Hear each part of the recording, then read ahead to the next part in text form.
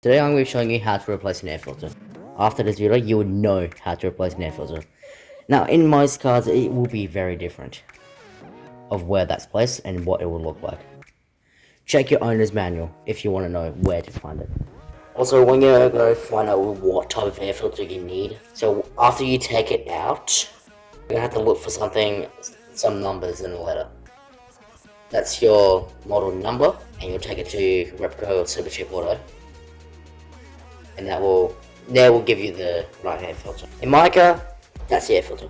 So what I need to do is take a 4 screws, and yeah, once I've done that, I'll be able to remove that cover. Okay, now I got the cover off. Now, if you need to find where, like what number it is, what I'll be searching for is this. That's my number for the air filter. Every air filter is different, so you just want to make sure you get the right one. But yeah, make sure. Yeah, next one I'm gonna show you how to replace a tire as well.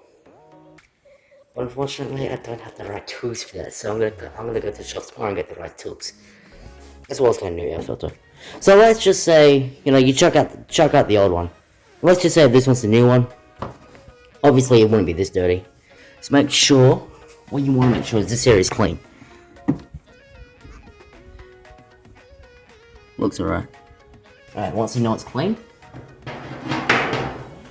chuck the new one back in, and put the cover on. When you're screwing in anything with more than 4 screws, you want to do it in a crisscross pattern. That would make sure everything's in nicely, in there.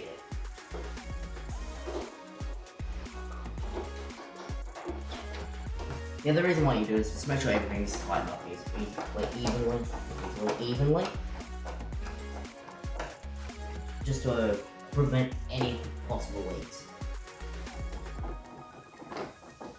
There you go, and that's done. Now you would know how to replace an air filter. Next, you'll be taught how to replace a tire. But yeah, oil and tire will be next.